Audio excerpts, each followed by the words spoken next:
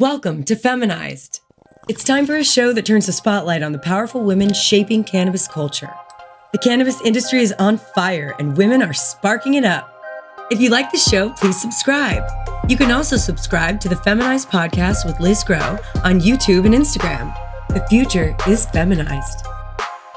Hey sis. You're now listening to the Feminized podcast. Welcome to Feminized. I'm so excited about today's episode, y'all. Have you ever heard of the LIFT conference?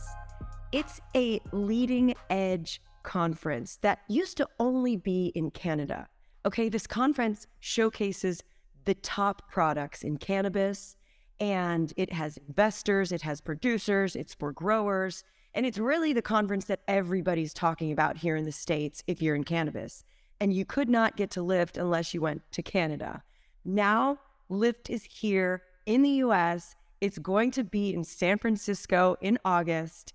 And I'm so thrilled to have on today two powerhouses, okay, behind the LIFT conference, Rachel Grundner and Lindsay Roberts.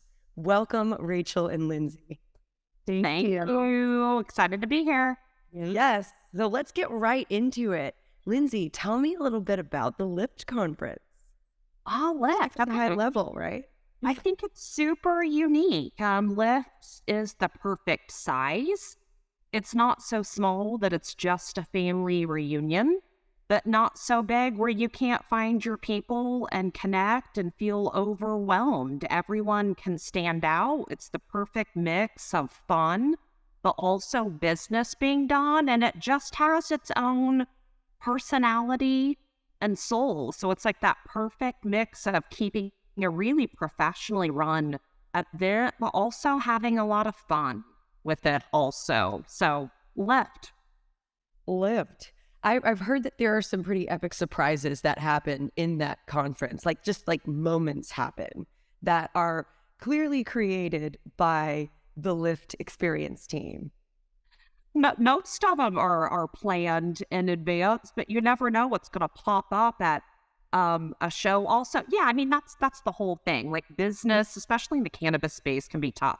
So how do we have a little bit of fun with it? Whether that's putting music or special moments or show features or activations, just those little things as you walk through the event, you walk around a corner, you get I wasn't expecting that.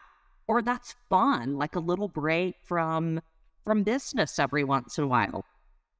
Oh my gosh, it's exactly what you need when you're at a conference. You know, they can just be so boring and so stressful and so, it's work, but it's like you're on your feet and your personality's on. So having that, I think, little distraction and that, again, I think that experience that's provided to you by the conference, it feels good for somebody who's there, on the grind, Yes, I'm not corporate, not stuffy.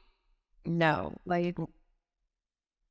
Rachel, I'd love to hear your interpretation of the LIFT conference. Oh my gosh. Well, I think my background is in cannabis conferences, and the one thing, without a doubt, that sets LIFT apart is that it's cannaculture driven. So yes, it's professional. Yes, business gets done. It's an intimate setting, so everyone is accessible, but not so small that it's like a family reunion, what Lindsay said. But it really provides an opportunity for the small and mid-sized businesses to come in, to interact, to have a legit play in this space and make those meaningful decisions and conversations happen. But again, just like what Lindsay said, it's not corporate, it's not stuffy, it's not suits and ties. It's a good time. It's all about coming, being a part of the community, honoring the community, no matter where folks are at in that industry stage or business stage, and bringing it forth together, evolving together. Yes. Oh, I love that. So how did you get your start in cannabis events? And I don't think that I mentioned it previously, but you're a sales director for the LIFT conference. Yeah. So interestingly enough, I never expected to work in the cannabis industry. My 18-year-old self would be like, fuck yes. So it was really kind of by chance. I in my previous world, I was working in health and wellness and was looking for a change. And my best friend was working in the industry and gave me a call. And she's like, listen, you have got to come work with us. You got to work in this industry. My background's always supporting entrepreneurs and small businesses and their growth and development. So, gosh, what a better way to do so in such a quickly evolving industry. So I ended up working on another cannabis show and eventually transitioned to LIFT, just watching everything they were doing. Lindsay is so captivating and the whole team is just so wonderful. It was hard to deny an opportunity to be a part of such a rock star organization. I love that. So what year did you join the team and what year was LIFT founded? Just curious. Yeah, so I'll let Lindsay kind of dive into the background. Okay. LIFT, but I just recently joined the team as of late February. So I dove in head first and I'm having a great time swimming. Oh, so cool. So you maybe came from a competitor. I did, yes. So I come from MJ BizCon, awesome show, have nothing bad to say about it. It's just a totally different vibe, and I was ready to transition to the vibe that LIFT offers around it being more intimate and canaculture focused. Fortunately for us. Fortunately for us. So how did that happen, Lindsay? How did that happen? I mean, I would love to hear about certainly how, you know, the founding story of LIFT and hear about how it's evolved. But here we are right here and now. We have Rachel Grundner from MJ BizCon on the team. I mean, that feels good. I mean, we all know what happened at MJ BizCon this year. Okay. Of course.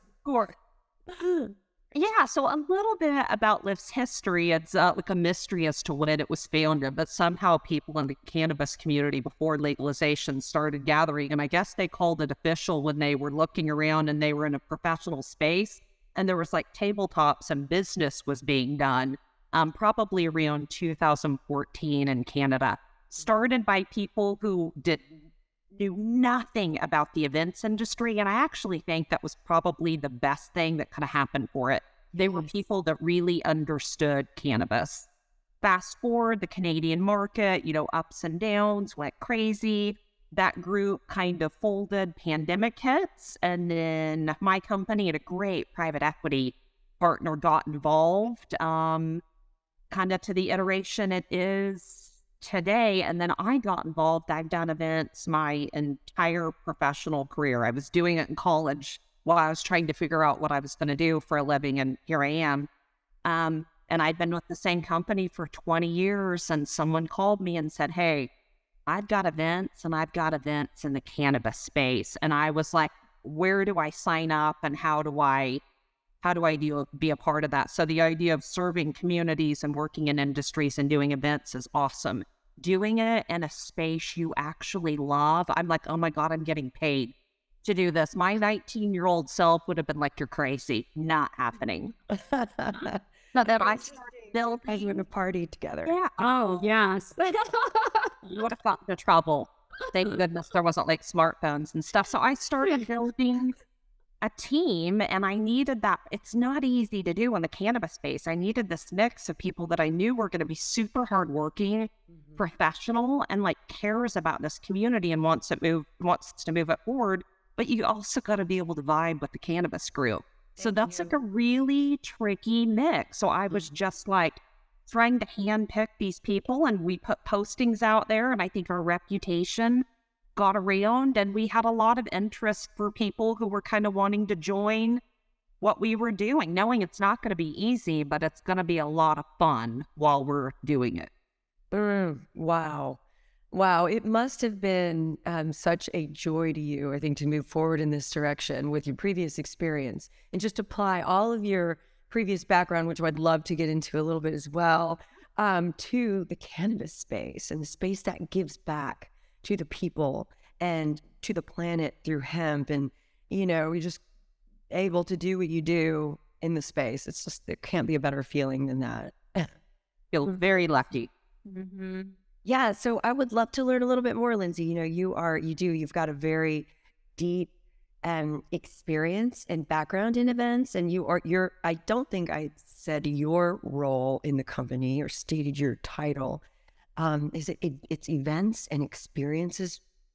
Portfolio lead. So Thank you. Portfolio I'm lead. in charge of LIFT, but all other titles sound boring and stuffy. So that's what we picked. Okay, thank you. Okay.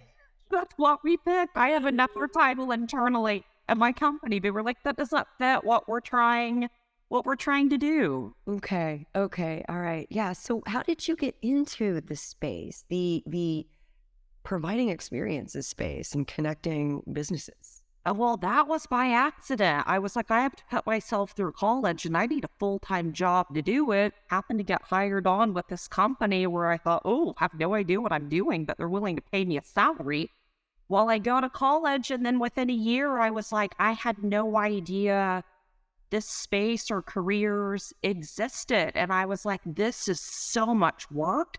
Yeah. But it is so much fun and so rewarding. So I knew within a year while I was still in college that I was going to stick it out, and I really wanted to serve these communities and spend a year, bringing that to life in person. But you don't always get to serve a community that you think is interesting or exciting or that you're passionate about. And over 2 decades, I worked in sustainability for events, and I was like, oh, this feels really good. But the idea, 20 years ago, the idea that you could even be open. I'm in Texas also, grew up in Missouri. Yeah, that's all Texas girls. Yeah, I know. Even be open about like cannabis use or my personal life with that. And then all of a sudden finding that they can connect in business, that was like a no-brainer for me. So I had worked with someone at this previous job who, we kept in contact, and he was like, I finally have it. It's perfect. Cannabis. And I was like jumping ship, diving headfirst off my other. And he was like, it's going to be messy and complex and hard and volatile. And I was like, where do I sign up? You're going to pay me to do this? Yes. And it was a yes. So that's kind of I got to events by accident, cannabis very much intentionally. Oh, I love that story. God, that's great. So Rachel, have you always been in business development? And what did it feel like? If the answer is yes, the follow-up question is, what did it feel like when you knew that you could jump ship for cannabis? Oh my gosh. So I've always, since graduating, worked on the ground level, and by ground level, really diving in with working with small businesses, previously working for a chamber of commerce, things like that. I was in Illinois at the time.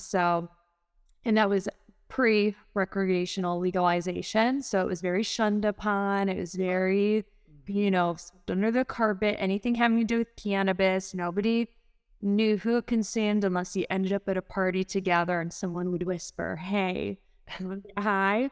So it was very signal. Yeah, exactly. Or you'd smell out who had it. Exactly. So, but it really was, I spent a lot of time diving into working with small businesses and helping with consulting and just enjoying, and mid-sized businesses, and finding opportunities for growth, networking, partnerships, things like that. But I always did it from an external perspective. I was on the matchmaking side, making introductions for growth. It wasn't getting to be in it, being the one getting my hands dirty. And here with LIFT, I get that. And that's really cool to be able to take that background and knowledge of, listen, I understand like the pains of business, and especially if you're small to mid-size, or even if some grow too fast and they don't know what to do with that. And being able to take that experience and that business empathy into LIFT is just significant in working with our clients and our team. And the cool thing is that, yeah, of course, we have to generate revenue. We have to do sales. It's just business has to survive. You have to have revenue coming in, right? The beautiful thing about it is that that's not our goal. Our goal is to serve the industry, and being able to take my knowledge and apply it and lead a team that's just amazing and super self-driven. I feel like I'm a part of a team, not leading the team. We're doing this movement together, and share that support to the industry and watch it grow is just, I don't know, it's really cool. And I think that that's an experience that is pretty darn unique to the cannabis industry, because we're all in this together. We have not a single person in this industry knows what's going to happen tomorrow. I mean, it's so fragile, but we're in it together, and we're locking arms with one another as we move through this space and evolve together. Oh, I love that. I love that, because ultimately that's everyone. You know, when you've got this vision of locking arms, it's businesses, it's patients. You know, we are together. You can't have one without the other. Yeah. And government seems to really be fucking that up. Yeah. Big time. So, you know, doing what you're doing, providing the space, the safe space for businesses to share and expand and be inspired, so that they can provide a better service to the patients. It's just Exactly. Yeah. You know, great. what's so cool about the cannabis industry is how focused it is on helping Yeah. humanity. I mean, that's what it is. That's what it comes down to. It's, you know, it helping humanity using plant medicine. Amen. Amen. So, God, there's so many questions. I do want to make sure that we save time for San Francisco, okay, to talk about that. But I have just a few more curiosity questions. I really would love to know what surprised you, and I'll go to Lindsay first.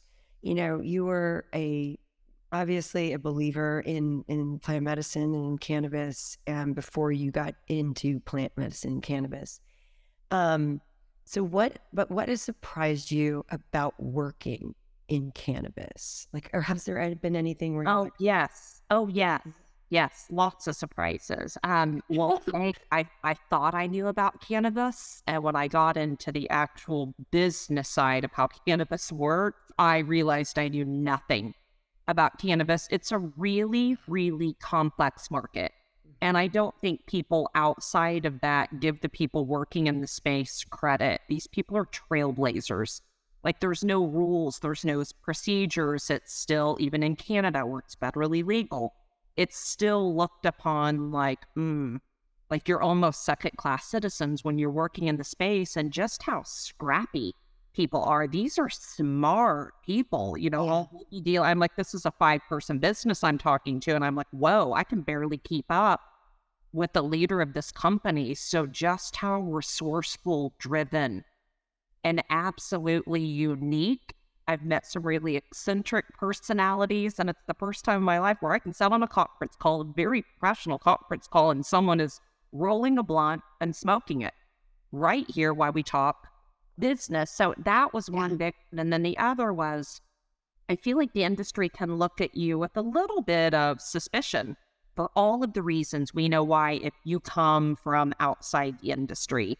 But I found how quickly they were willing to listen, to ask questions, to get to know you, and then say, all right, I've got a good feeling about you.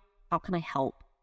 How can I help? That's all I've heard for the last year is how can I help? So all of this competition, I don't want to talk to another retailer or grower because my trade secret's like, it's tough. Everyone is like, we gotta kind of join together if we're gonna, you know, make it through this. So those were two big ones that surprised me. And I continue to be surprised every day.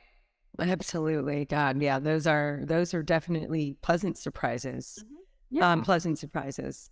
And just kind of going back to Rachel's point about just like, hey, we are in this, we are doing this, we're building this together.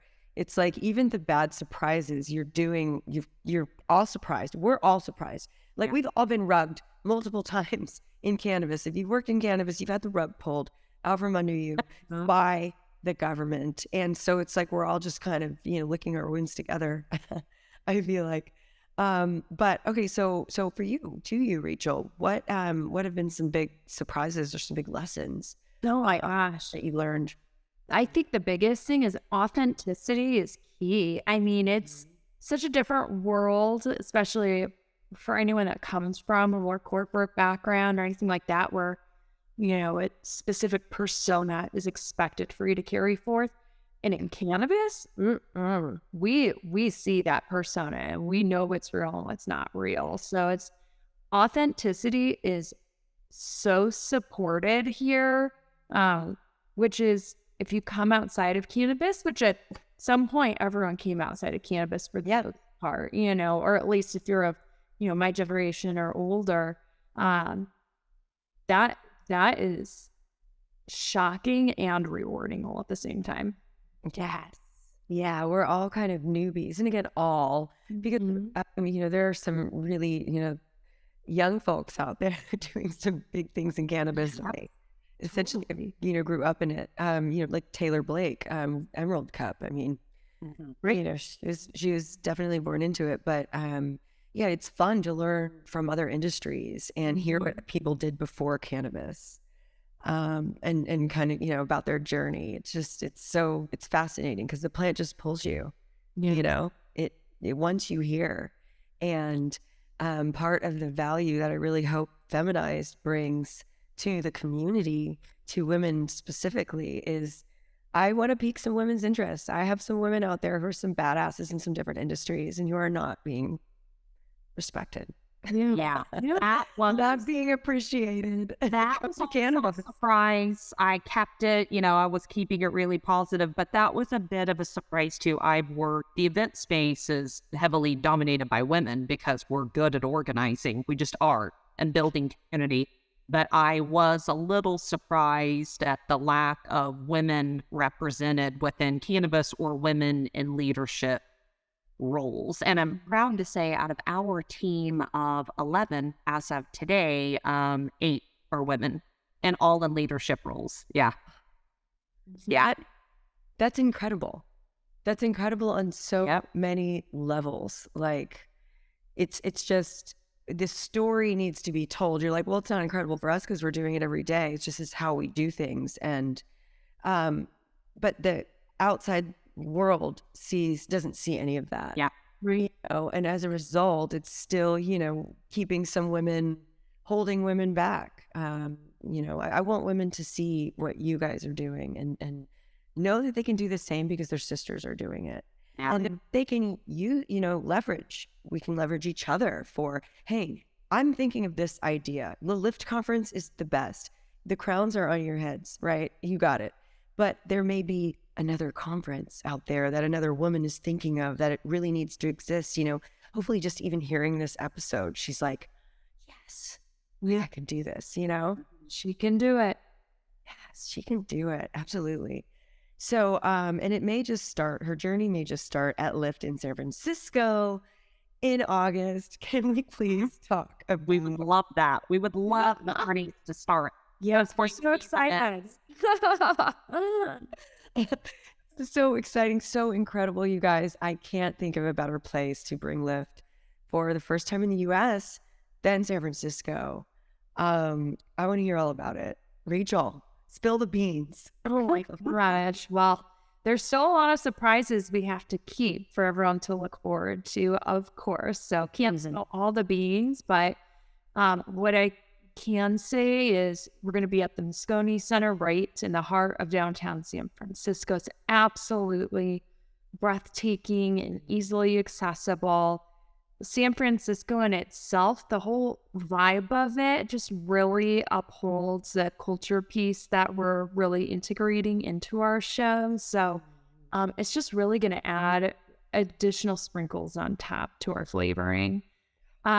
And then we've been checking out some pretty cool spots for some evening events that once those details are ready for release, it will be, it's really going to round out the event. So I'd say, you know, if you're a U.S.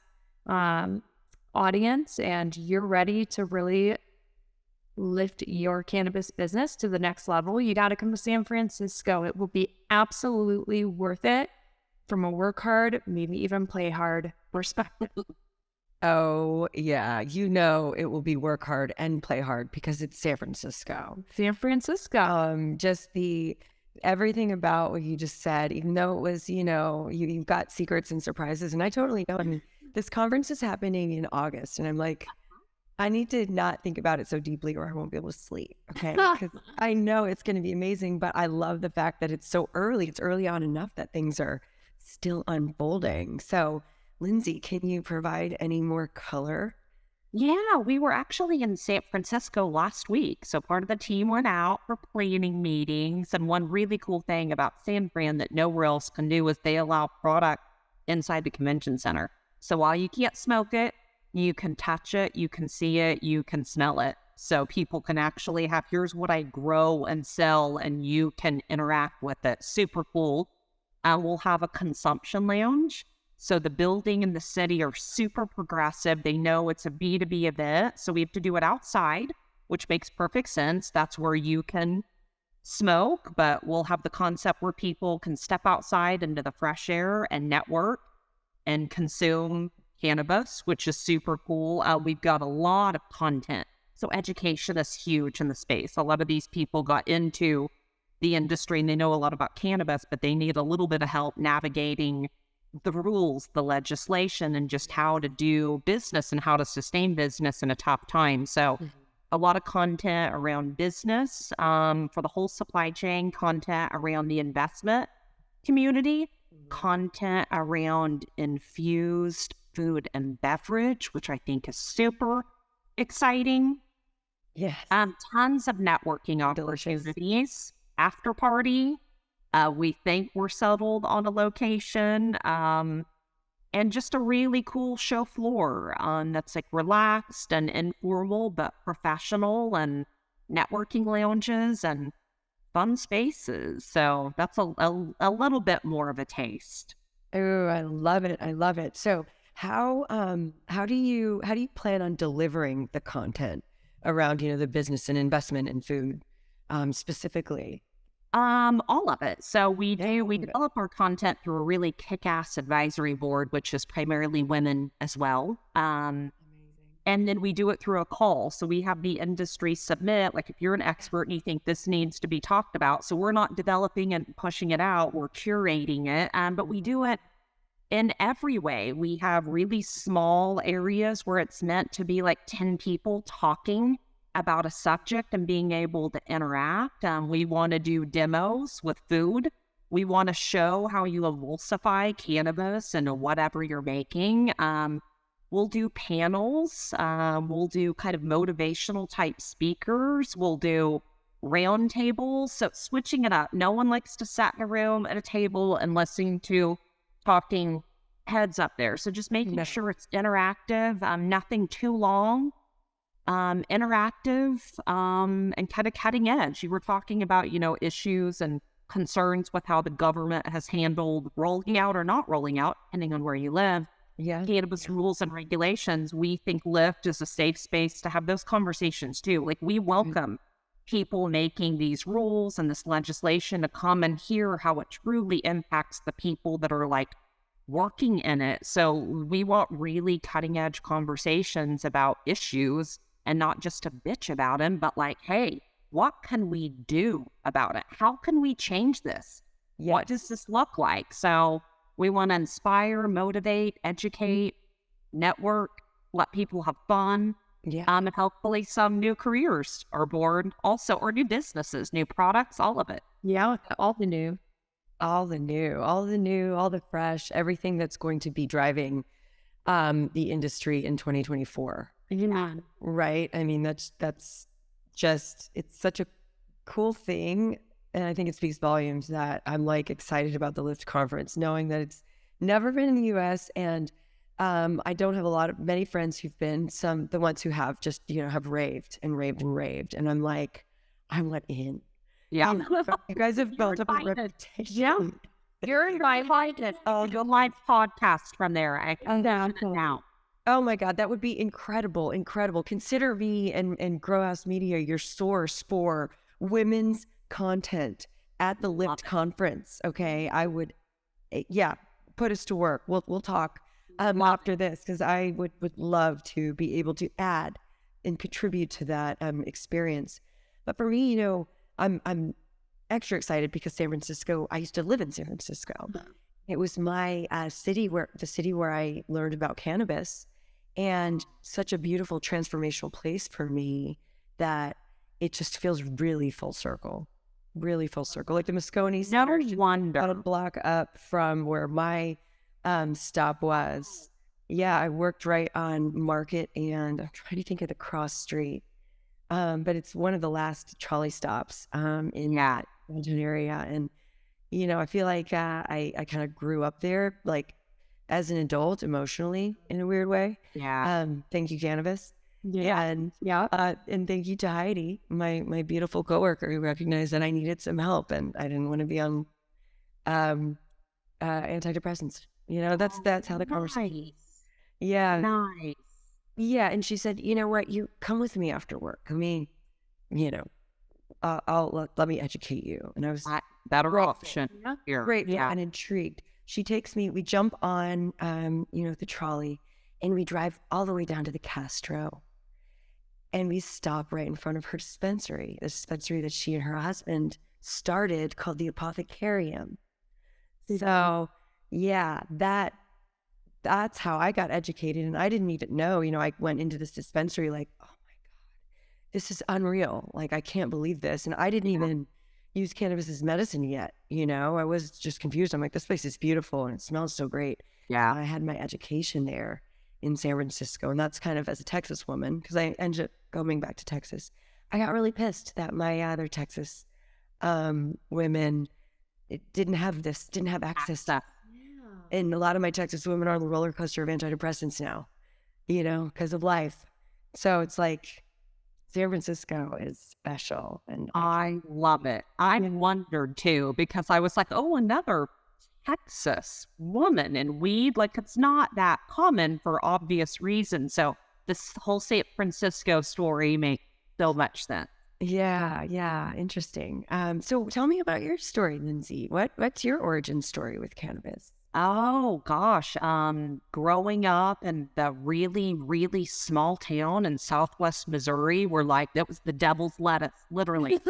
That's what people called it. And I was just boring, nothing to do. And I wanted to experiment and live and see the world and move out of my comfort zone. And the first time I tried it, I was like, oh my God, this is so much better for me than drinking. I make such better decisions on this. And I just really enjoyed it, for myself, for a whole variety of reasons. Then I think they're different as you age and move through different periods of your life. But I've always lived in a place where that was like the idea that legalization would ever happen or happen in certain states, or even Missouri just legalized for recreational. I thought I would be dead and buried before that ever happened. So, and just the idea that as you move through your life, like then I got to a point to where I'm like, I am responsible and I have a good job and I'm this great person. Like, I'm not embarrassed to share this anymore. And if you don't like it, too bad.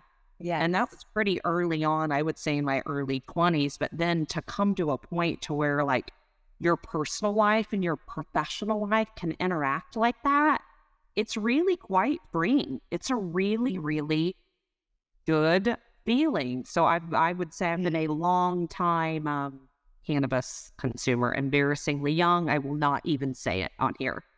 Oh, sister, you have to. Oh my God, you can't do this to us. There's no judgment. Exactly.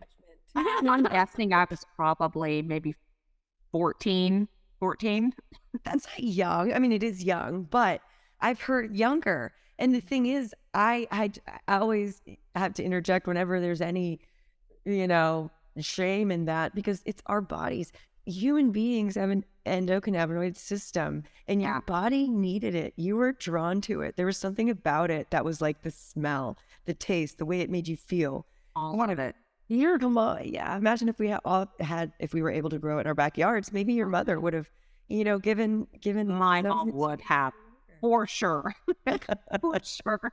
I mean, you think about what children are putting in their bodies every day when it comes to sugars and processed food. let's compare that to, smoking your first joint at 14. I was clearly already drinking. I spilled those beats also. Nothing else to do in a small town. You make your fun. That's right. That's right. Wow. But you lifted above, and here you are. Yes, thankfully, yeah. That's so interesting. Wow, Missouri. What do you think about the recreational market there now? I mean, how exciting is it? Not believe it. I could not believe it. And I'm from this small town in the southwest quarter, and something came out in the newspaper, I think, the next day that it was voted down. And everyone was like, no, it wasn't. And basically the story was, well, our part of the state voted it down. But clearly places like Kansas City and St. Louis, where there's enough population, passed it. And that was all it. I was like, this difference between the smaller communities and the cities, it's just a totally different mindset. I cannot believe it. I can't believe it. Yay, good. God, so lots of friends still back there. We're like, oh my God, hell. It's incredible. I mean, as a Texas woman, it's a little painful to see all these southern states. I'm happy for them. I'm not jealous. I'm happy for them. I know. But it's like, come on. All right, Rachel, talk to me. What's your personal story with cannabis? Oh my gosh. Well, it was introduced to me on my first night living in the dorm room with my college roommate who, asked me if I wanted to get high. I was like, I don't smoke pot. And she goes, this is not going to work unless you smoke pot. Took me to a party, got me high the first time, and never stopped. I did slow down quite a bit when I got pregnant, obviously, and my tolerance has drastically lowered since then, but it keeps me a cheap date. So even to myself, so I ain't upset about it by any means, although I am trying to work on rebuilding my tolerance. But yeah, I was introduced late. I was 18 years old, and it's funny because I still keep in very close contact with my group of friends that I grew up with. And a lot of them do not smoke cannabis and gave me a lot of shit when I started smoking cannabis. But I remember a moment, we were all getting together. This is after we had kids. And, a couple of us that lived locally were getting together. And one of my friends looks up at me. He goes, you've changed a lot since high school, like a lot. You're way more laid back. Because I was telling Lindsay this. I used to be the one that always had to be in the limelight. All the attention centered on me. If attention deviated, I'd get super upset and overly dramatic to engage it. I'm a very Leo woman in every sense of the word, or description about Leo. It. And my best friend's a Leo woman. Yeah, I mean, Leo women are awesome, but we also were narcissistic, and I own that. And it's not a bad thing. But we had he was like, you're just such a different person. You're way more laid back, more relaxed, like, just totally different. And I'm like, weed. It like settled me and helped me. It's just like the story you're saying, where it helped you evolve like into who you are. Yeah. We all know, like, there's that transition period from your 20s to your 30s. That's quite frankly hard as fuck. And a lot of times, like, the cool thing about cannabis and I used to incorporate it in meditation practices and everything, is it just helps to kind of shake things loose enough so you can see clearly, if that makes sense. So it's like, it's almost like you start to remember things like from your innermost core or your soul or your spirit, whatever you want, whatever each individual person believes that to be. Yeah. To ease that remembering of like who you truly are and why and what your place is and how you can bring it forth into the world. Love it. I love the way you said that. I'm just envisioning kind of the other stuff, falling away, because we are, we're strong, we're powerful, we're here, we all have a purpose, and that's it. And that's all there needs to be. Yeah. But then we have all this other stuff. Yeah. Layers of it. Yes. Societal. Yes. It's just like, God. But yeah, I felt that way too with cannabis. It's just such a beautiful thing for women, especially. Yeah. I'm not a doctor. And I don't even think I have to say that legally because nobody would take medical advice. But seriously, ladies, try some weed. Yeah. Has it worked for you? Call one of your friends from Feminized. And you don't need a lot. You don't. No, the tiniest bit. The other day I talked to these two incredible women who started this company called Hello Again. And they are cannabis-powered suppositories, vaginal suppositories. Yes. Hello again. Amazing. Because there was no psychoactive effect. Yeah. That's what was really cool about it. But it's like women are innovating in this space. Like we're making stuff for us. Yeah. Guys, you could use it too.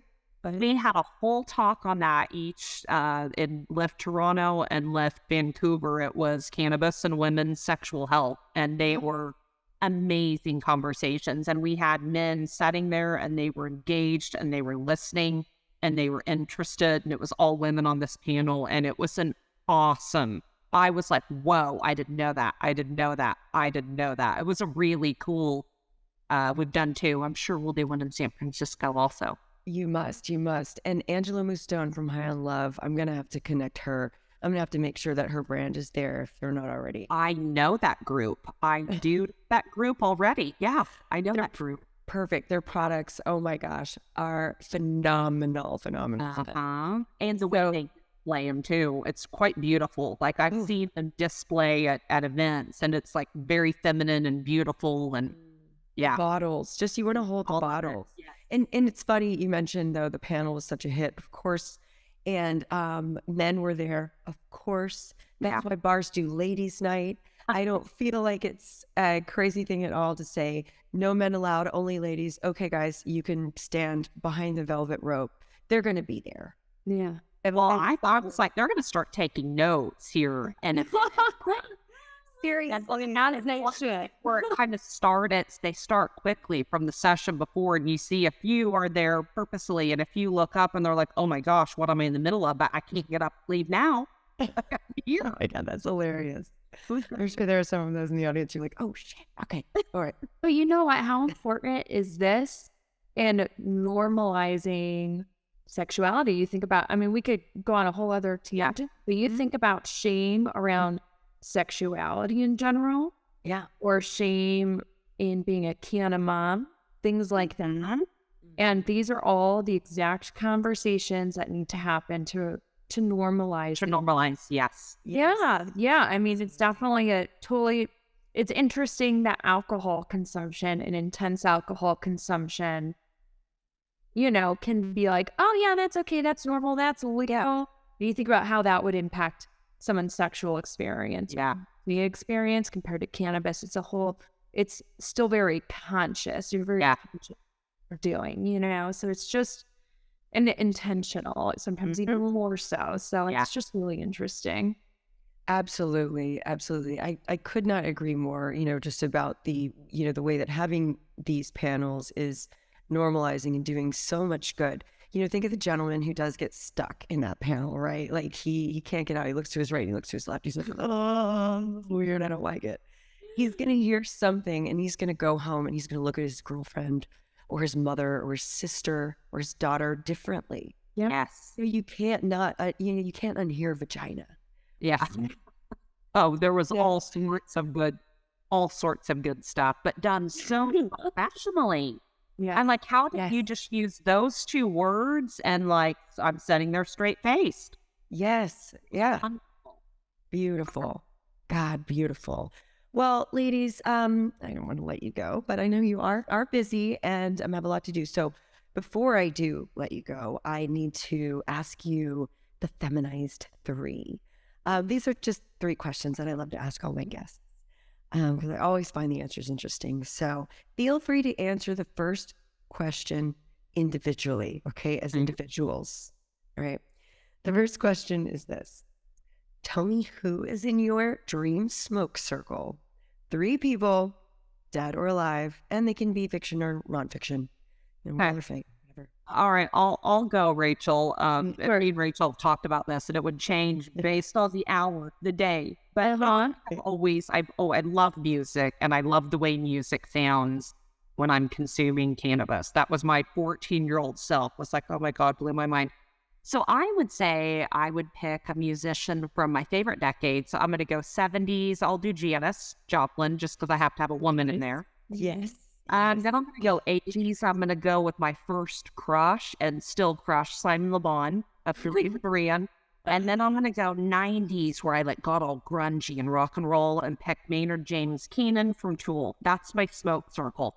And we're going to talk about music and it would be amazing. That's incredible. Oh, you're going to talk about music. You're going to play music. There's going to be some collabs. Oh my God. Good one. Powerful smoke circle. All right, Lindsay. Awesome. Okay, Rachel.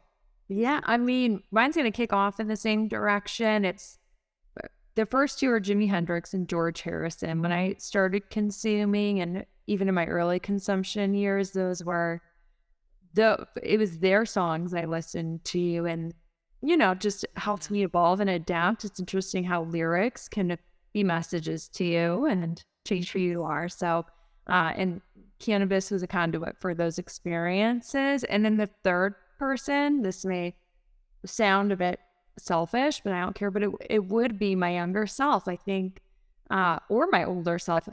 I don't know. Any God that is present moment, just to have those conversations of life's hard sometimes, but it's okay and you'll get through it. And again, it doesn't matter what side it falls on, but yeah, just either a younger or older version of myself.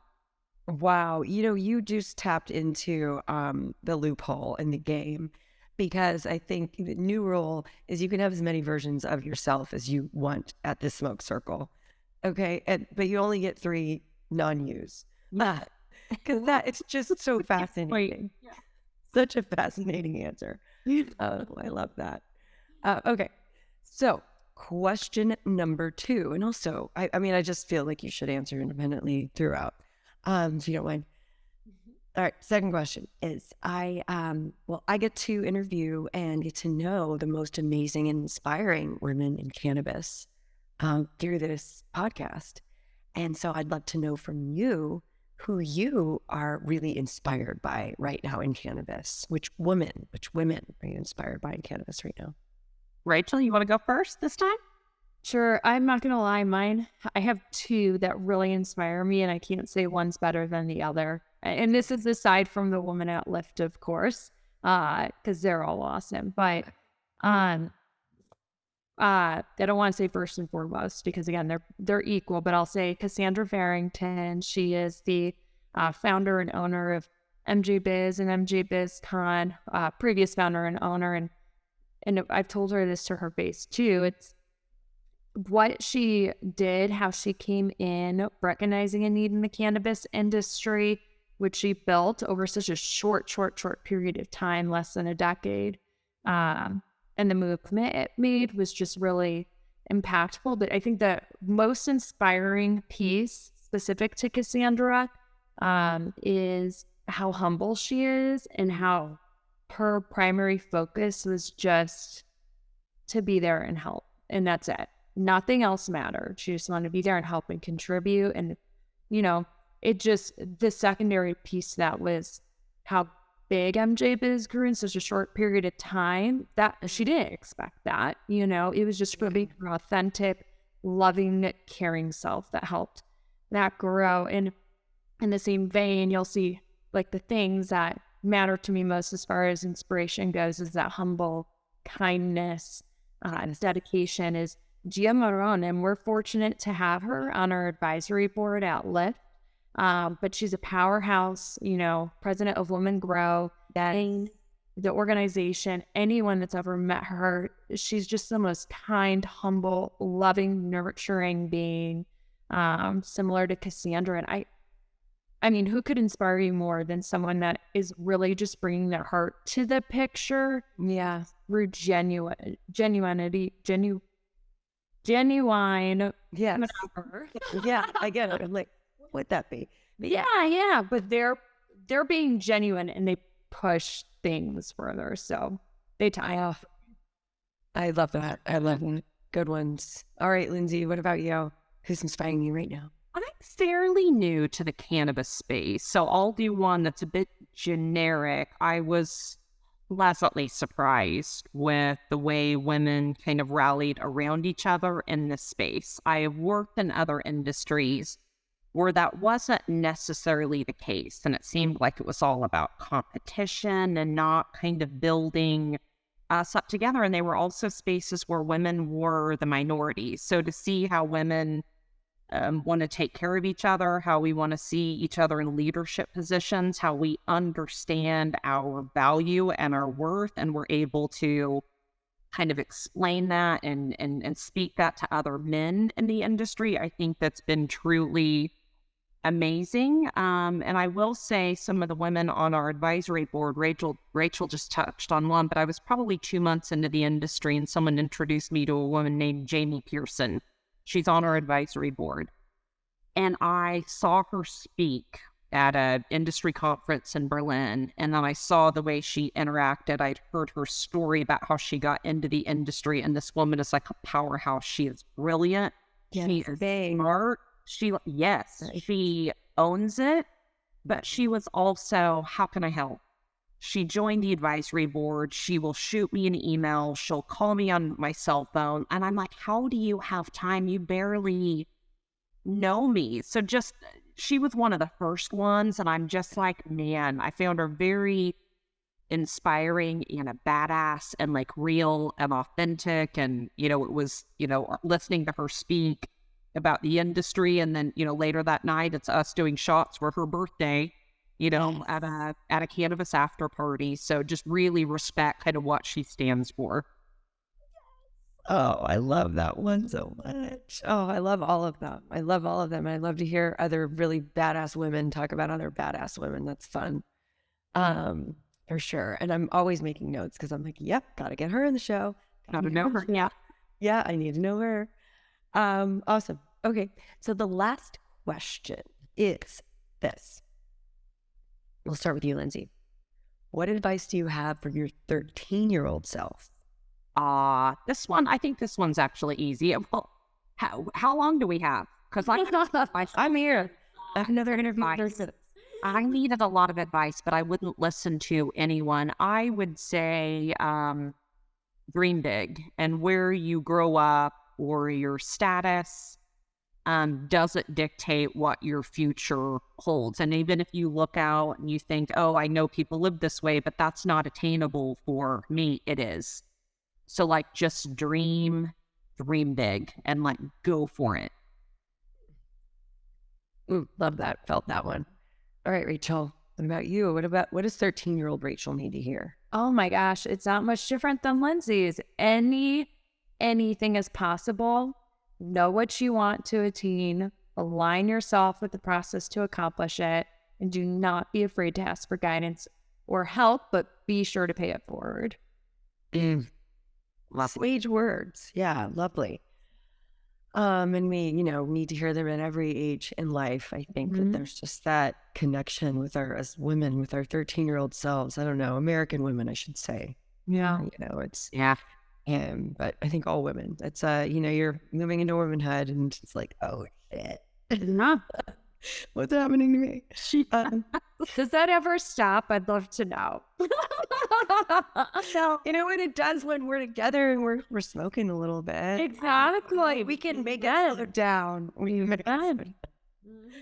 You guys, thank you so much for coming on the show. I'm so excited to meet you in person. And hopefully we don't have to wait until August. But if that is when we meet in person, it will be big. Okay. Yes, the sparks may fly. We can't wait. No. Thank you for having us. I love what you're doing. I love your focus. Another Texan and cannabis. So cool. That's right.